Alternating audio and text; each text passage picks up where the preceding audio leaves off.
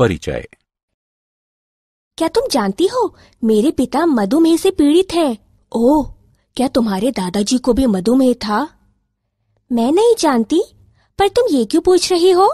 मैं ये जानना चाहती हूँ कि कहीं तुम्हारे पिता को ये रोग उनके माता पिता से वंशागत रूप से तो नहीं मिला?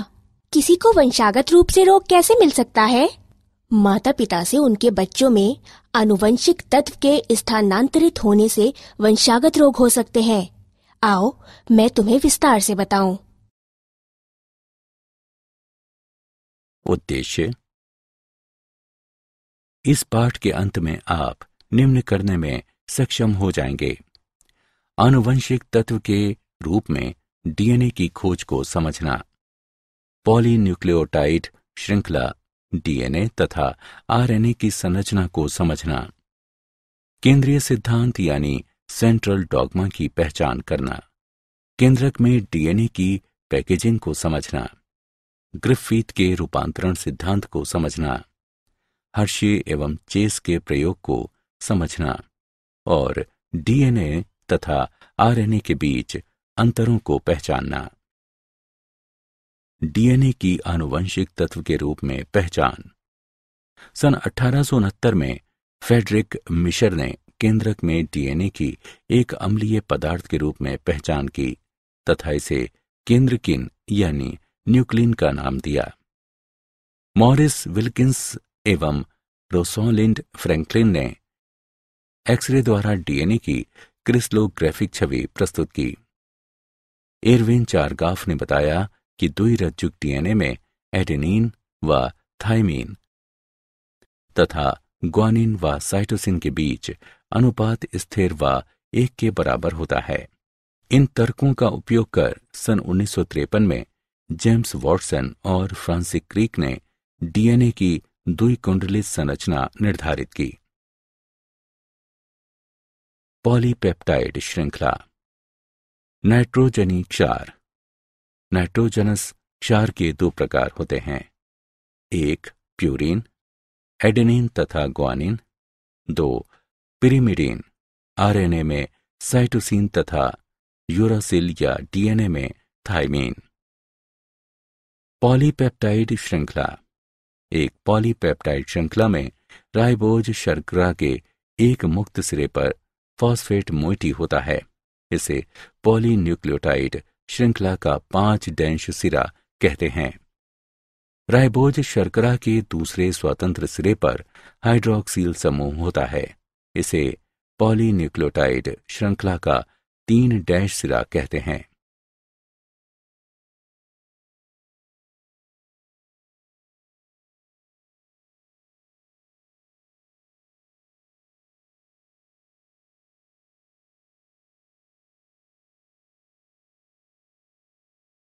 डीएनए की संरचना।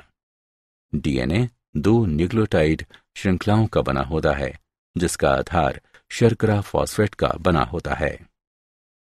2 बहुलक प्रति समानांतर चलते हैं। एक बहुलक की ध्रुवता 5' से 3' होती है, जबकि दूसरे बहुलक की ध्रुवता 3' से 5' होती है। दोनों बहुलकों में पूरक आधार युग्मन होता है, जहां क्षारक युग्म हाइड्रोजन बंधों से बंधे होते हैं। दोनों श्रृंखलाएं दक्षिणावर्ती ढंग से राइट हैंडेड फैशन कुंडलित होती हैं। एक कुंडली में प्रत्येक 0.34 नैनोमीटर के बाद क्षारक युग्म होते हैं और प्रत्येक 3.4 नैनोमीटर के बाद कुंडली घूम जाती है। प्रत्येक घुमाव में लगभग 10 क्षारक युग्म होते हैं। दुई कुंडली में एक क्षारक युग्म दूसरे क्षारक युग्म पर स्थित होता है। मूल सिद्धांत। Central dogma. मूल सिद्धांत का अर्थ निम्नलिखित ढंग से आनुवंशिक संकेत का प्रवाह है: डीएनए, आरएनए, प्रोटीन। और इस सिद्धांत का प्रतिपादन फ्रांसिस क्रिक ने किया।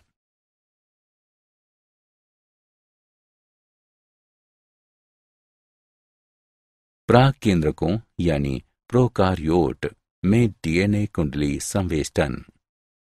एक प्रारूपी स्तनधारी कोशिका में डीएनए दुई कुंडली की लंबाई 2.2 मीटर होती है। एक छोटे से केंद्रक में इसका समावेश कैसे होता है? एक प्राक केंद्र की कोशिका में डीएनए।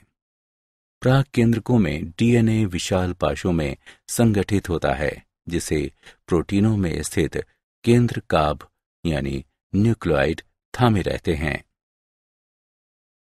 ससीम केंद्रकों यानी यूकारियोट्स में डीएनए कुंडली का संवेष्टन।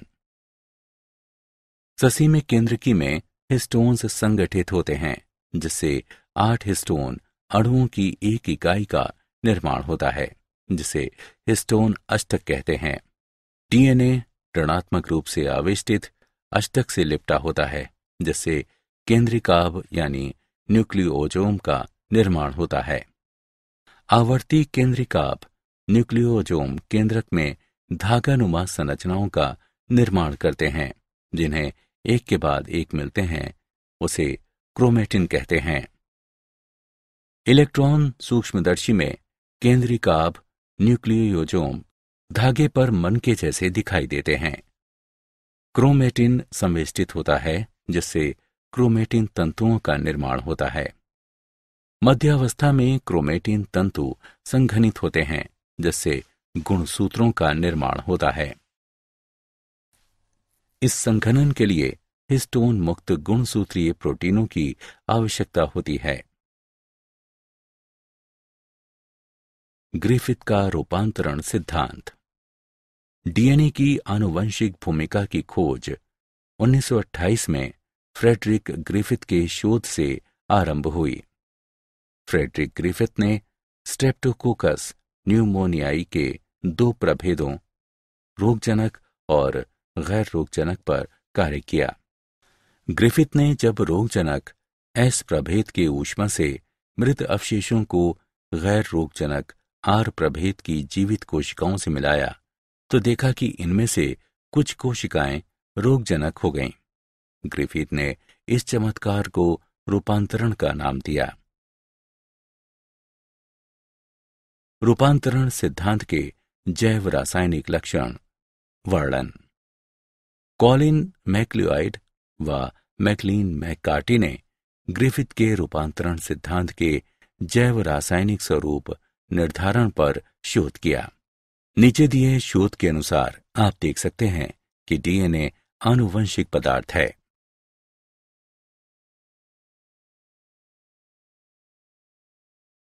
हर्शे चेस प्रयोग।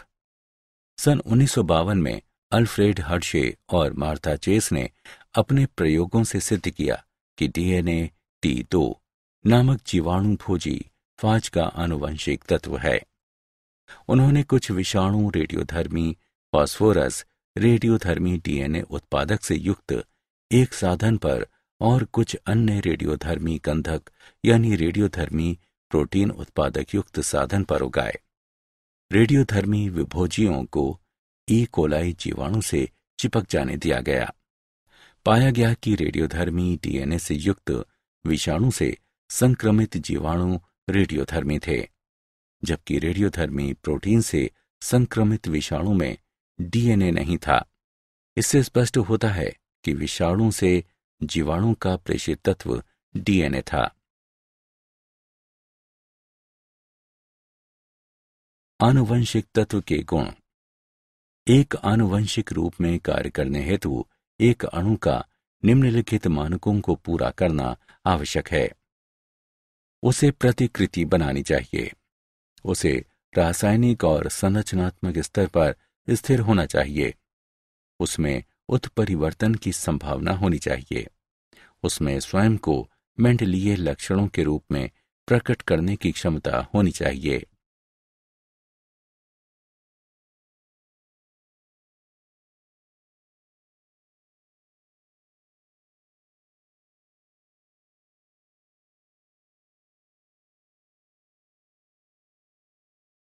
आरएनए। आरएनए पहला आनुवंशिक पदार्थ था। जीवन की आवश्यक प्रक्रियाओं एवं प्रोटीन संश्लेषण तंत्र का विकास आरएनए से हुआ। आरएनए आनुवंशिक तत्व के साथ साथ एक उत्प्रेरक के रूप में कार्य कर सकता है। एक उत्प्रेरक के रूप में आरएनए प्रतिक्रियाशील और अस्थायी था। इस तरह आरएनए के रासायनिक रूपांतरण से एक स्थायी आनुवंशिक तत्व के रूप में डीएनए का विकास हुआ।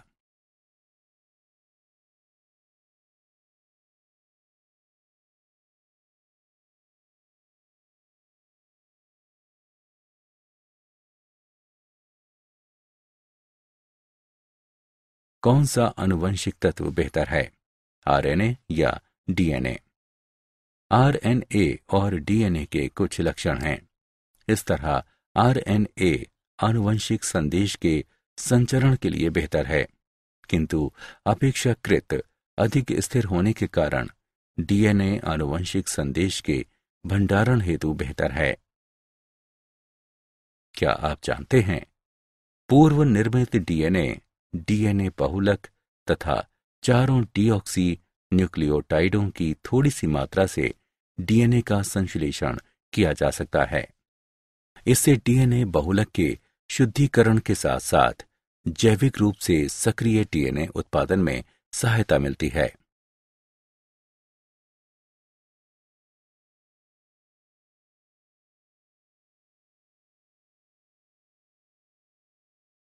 सारांश। आइए हमने जो कुछ सीखा है उसे संक्षेप में दोहराएं। डीएनए आनुवंशिक संदेश का संग्रह करता है। आरएनए अधिकांशतः आनुवंशिक संदेश के अंतरण और अभिव्यक्ति में सहायता करता है। डीएनए रासायनिक एवं संरचनात्मक रूप से अधिक स्थिर होने के कारण एक बेहतर आनुवंशिक तत्व है। डीएनए 2 पॉलीपेप्टाइड श्रृंखलाओं से बना होता है। डीएनए कुंडली के क्षारक युग्म आपस में हाइड्रोजन बंध द्वारा जुड़े होते हैं। डीएनए कुंडली में पूरक आधार युग्मन होता है। फ्रेडरिक ग्रिफिथ ने प्रयोगों के आधार पर रूपांतरण सिद्धांत का हल निकाला।